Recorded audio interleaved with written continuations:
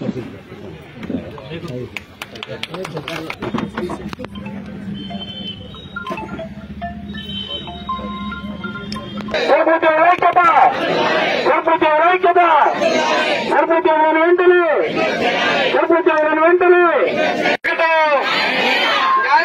23 సంవత్సరాల కష్టాలు సర్పంచులను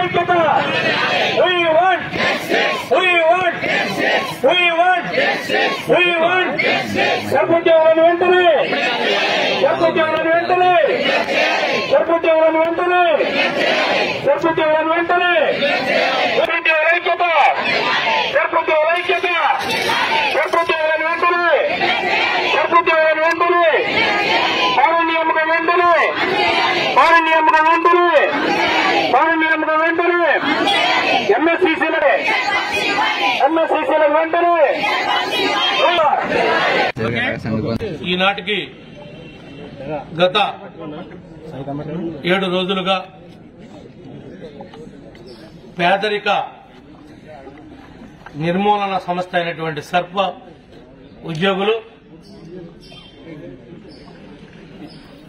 7 రోజులుగా చేస్తున్నటువంటి ఈ ఆందోళనలో ప్రభుత్వం తక్షణమే దిగివచ్చి వాళ్లతో చర్చలు జరిపి ఏమైతే గతంలో మీరు శాసనసభ సాక్షిగా ఇచ్చినటువంటి హామీలున్నాయో ఆ హామీలన్నింటినీ కూడా నెరవేర్చమని చెప్పి వాళ్ళు డిమాండ్ చేస్తా ఉన్నారు.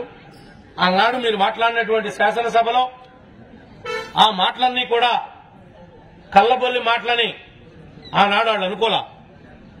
ఏదో జగనన్న వస్తాడు,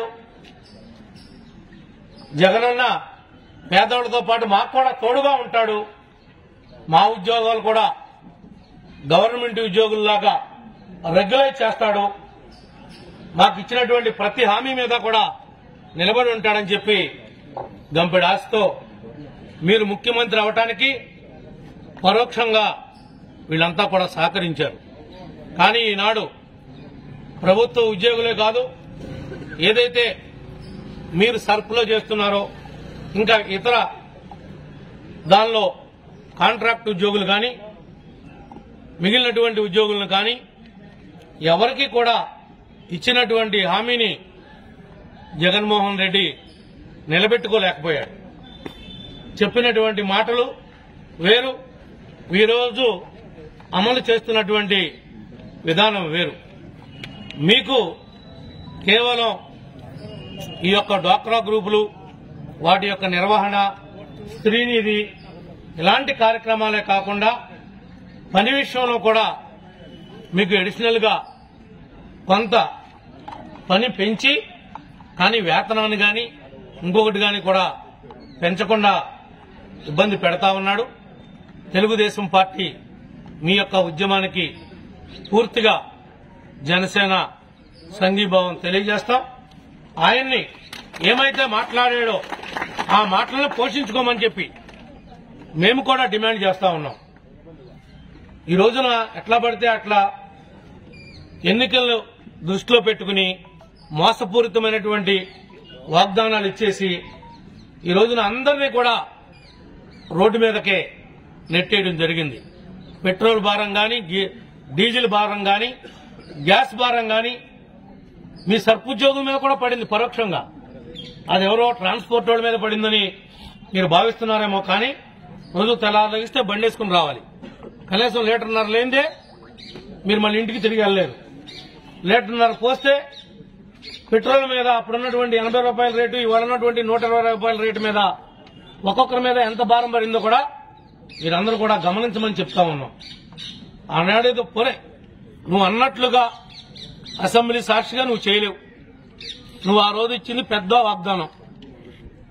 కనీసం ఆయన పిలిచి ఇదిగో ఆర్థిక పరిస్థితి ఈ విధంగా ఉంది, ఈ విధంగా రాష్ట్రాన్ని నేను దిగజార్చేశా, వనరులు లేవు, పప్పు బెల్లాలు చేశా, వ్యవస్థలన్నీ కుప్పకూలినాయి, ఈ మాత్రమైనా నేను చేయగలుగుతాను ఇప్పుడు అని మీతో ఏ షరతులు లేకుండా మీ అసోసియేషన్తో పిలిచి మరి చర్చించి మీకు ఉన్నటువంటి ఈ డిమాండ్లు ఏవైతే 12 ఉన్నాయో ఈ 12లో కూడా కొన్నిట్లయితే చాలా ఈజీగా అమలు చేసేటువంటి డిమాండ్లు ఉన్నాయి.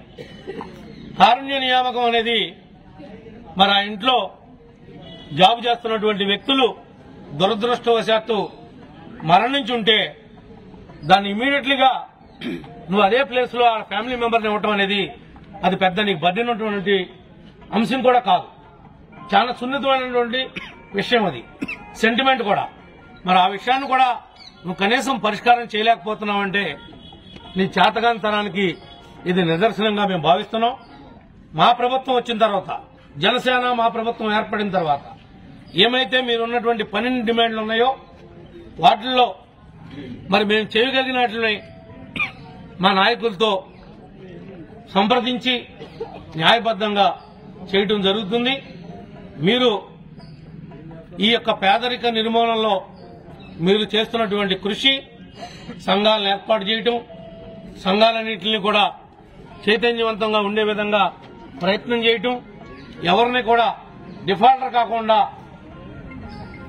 కాపాడుకుంటాం, వాళ్ళకి సరైనటువంటి సూచనలు ఇవ్వటం, సలహాలు ఇవ్వటం, అవసరమైతే మండల స్థాయిలో లేదంటే జిల్లా సమాఖ్య స్థాయిలో మీరు చర్చించి నిర్ణయాలు తీసుకుని పేదవారికి ఉపయోగపడే విధంగా ఇన్ని సంఘాలు ఏర్పాటు చేయండి. ఎవరు ఏర్పాటు చేశారు? కేవలం సర్పు ద్వారా మీరు గ్రామాన తిరిగి మీరు ఏర్పాటు చేసినటువంటి సంఘాలు. దీని పుట్టుక ఎక్కడి నుంచి వచ్చింది? చంద్రబాబు గారు ముఖ్యమంత్రిగా ఉన్నప్పుడే దీని వ్యవస్థనంతా కూడా బలోపేతం చేశాడు. ఈ స్థాయికి సంఘాలు రావడానికి కారణం, ప్రధాన కారకుడు చంద్రబాబు గారు అని చెప్పగా తప్పనటువంటి విషయం. ఈనాడు ఈ సంఘాలు వీళ్ళందరినీ, ఈ ఏపీఎంఎల్ని, డిపిఎంఎల్ని, సీసీఎల్ని, సీఏల్ని వాడుకుని నువ్వు ప్రభుత్వ మీటింగులందరికీ అన్నిటికీ కూడా వీళ్ళకేదో మీకు ఊడిగించేసే విధంగా వాళ్ళ మార్చుకుని మీకు ఊడిగిం చేపించుకునే అందరితో వాళ్ళకే సరైన న్యాయం చేయలేనటువంటి వ్యక్తివి నువ్వు ముద్దులు పెడుతున్నావు స్టేజ్ల మీద, వాళ్ళందరినీ దగ్గరికి తీసుకుంటున్నావు, మేము ఆదుకుంటున్నానని చెప్తున్నావు. వీళ్ళందరినీ ఎవడు తీసుకొచ్చాడు? నీ తాత, నీ బాబు ఏమైనా తెచ్చారా? ఈ మహిళా సంఘాల వాళ్ళనే తెచ్చింది వీళ్లే. నిన్ను పోషించింది, నీ 5 ఏళ్లు నీ గుట్టు బయటదాన్ని కూడా కాపాడింది ఈ యొక్క మహిళా సంఘాలన్నీ కూడా రోడ్లు ఎక్కడానికి కారణం. బలవంతంగా భయపెట్టి నా సొంత గ్రామంలో కూడా మరి నేను అక్కడ ఉండగా కూడా మా సీసీ ఒప్పుకోవట్లేదు, మా ఏపీఎం ఒప్పుకోవట్లేదు, రావాల్సిందే అంటున్నారు, లేకపోతే నీకు రేపొద్దున బ్యాంకులో నీ లోన్ ఆపేస్తామన్నారు అని అన్ని కూడా వీళ్ళందరూ బెదిరించబట్టే ఇప్పుడు దాకా నీకు కవాత్ తొక్కారు జనం. రేపు నుంచి తొక్కుతారు జగన్, చూద్దాం. నీ పరిస్థితి సై అంటున్నావుగా, సిద్ధం అంటున్నావు, మేము సై అంటున్నాం. ఎవడు సిద్ధం, దేనికి సిద్ధమో నువ్వు ఓటమికి సిద్ధపడ్డానని చెప్పి నువ్వు ఒప్పుకుని తీరాల్సిందే. ఆ పరిస్థితి రాష్ట్రంలో నీకు వచ్చింది అని చెప్పి కూడా ఈ సందర్భంగా మేము తెలియజేస్తా ఉన్నాం. దానికి కారణం 151 మంది శాసనసభ్యులు గెలిస్తే వాళ్ళని అడ్డం పెట్టుకుని, పార్లమెంటు సభ్యులను అడ్డం పెట్టుకుని ఢిల్లీలోని కేసులను ఆపుకోవడానికి ఉపయోగించుకున్నావు తప్ప ప్రత్యేక హోదా మాటే మర్చిపోయావు. అసలు ప్రత్యేక హోదా అంటే ఏంటో కూడా తెలియనట్లుగా మాట్లాడే పరిస్థితికి ఈనాడు దిగజారిపోయావు. నువ్వు ఈనాడు రాష్ట్రంలో రాజధాని లేని రాష్ట్రంగా మార్చావు. మీ యొక్క ఏపీఎం పిల్లలు గాని, సీసీల పిల్లలు గాని, డిపిఎం పిల్లలు గాని, ఈ సర్ప్ ఏదైతే పేదరిక నిర్మూలన సంస్థ ఉందో ఈ సంస్థలో పనిచేస్తున్నటువంటి పిల్లలందరూ కూడా ఎంతమంది చదువుకుని ఉద్యోగం లేక ఈనాడు నిరుద్యోగుల రాష్ట్రంగా ఈ రాష్ట్రాన్ని తీర్చిదిద్దినటువంటి ఘనత ఉందంటే అది యొక్క జగన్మోహన్ రెడ్డికే దక్కుతుందని చెప్పి కూడా ఈ సందర్భంగా తెలియజేస్తా ఉన్నాం. మీరు ఏమైతే 12 డిమాండ్లు ఉన్నాయో 12 మేము 100కి 100 మా రాజకీయ స్వార్థంతో అమలు చేపిస్తామని మేము చెప్పలేం. కానీ న్యాయబద్దమైనటువంటి డిమాండ్లు, మీరు పనికి తగినటువంటి వేతనాన్ని మీకు ఇవ్వాల్సినటువంటి అవసరం తప్పనిసరిగా ఉంది. 60 ఏళ్లు ప్రభుత్వ ఉద్యోగులకి ఇచ్చారు, దాంతోపాటు ఇప్పుడు 62 ఏళ్లు అయింది. ఆ 62 ఏళ్లు ఇమ్మని కూడా మీ డిమాండ్లో ఒకటి ఉంది. తప్పనిసరిగా సానుకూలంగా మీతో చర్చలు జరిపి మరి రేపు ఏర్పడబోయేటువంటి ప్రభుత్వంలో చంద్రబాబు గారు కావచ్చు, పవన్ కళ్యాణ్ గారు కావచ్చు, మా మిగతా నాయకులు అందరూ కూడా సంప్రదింపులు చేసి మీకు తగిన న్యాయం చేస్తాం అని చెప్పి తెలియజేసుకుంటూ మీకు సంపూర్ణంగా మీకు మద్దతుని తెలియజేస్తున్నామని చెప్పి ఈ సందర్భంగా తెలియజేసుకుంటూ సెలవు. Thank you.